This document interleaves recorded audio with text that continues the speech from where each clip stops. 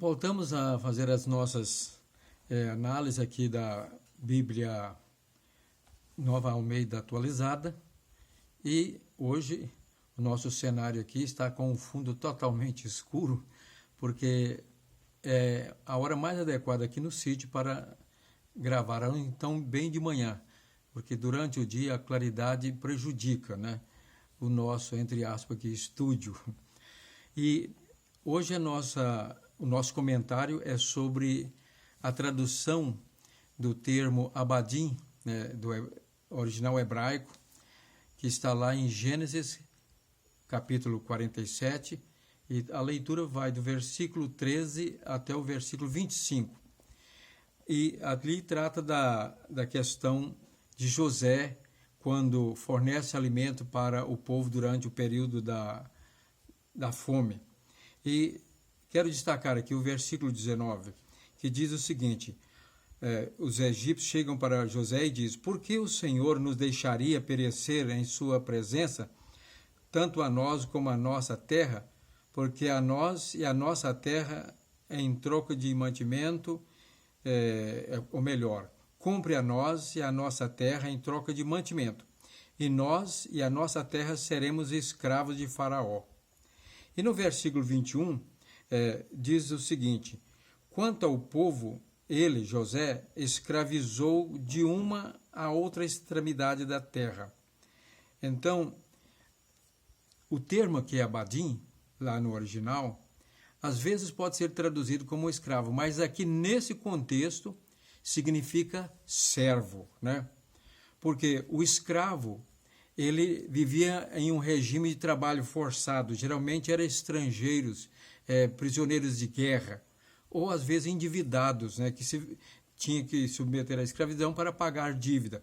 Mas nesse caso aqui, houve uma mudança do regime da propriedade privada para o sistema servil, em que a propriedade se tornou do Estado, ou do faraó, né, do Estado faraônico, e os antigos proprietários se tornaram servos, como ocorreu na Idade Média, na Europa Ocidental, né, no sistema feudal.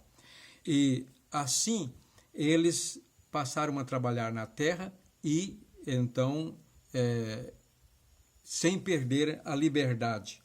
É interessante que depois José, no final da seca, né, no período ali daquele sofrimento, José chama todos os antigos proprietários e oferece-lhes semente e diz o seguinte: vocês plantem, colham e tirem a quinta parte, quer dizer, 20% da produção para o faraó.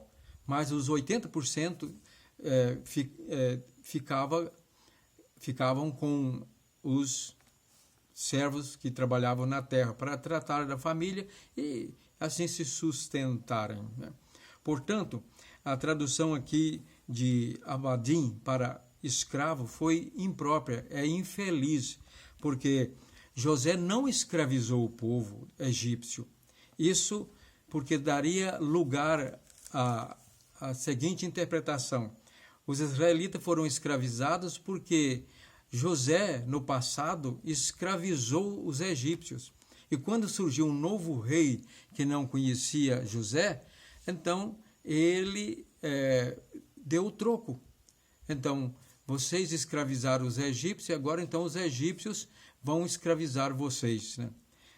São coisas assim que passam às vezes desapercebidas, detalhes, mas a tradução correta aqui é servos, como disse e repito, no sistema feudal europeu, né?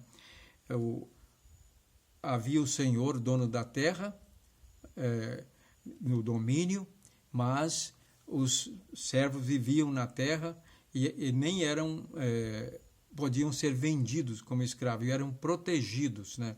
No caso da Idade Média, pela a igreja, né, que protegia para que eles não fossem explorados de maneira injusta.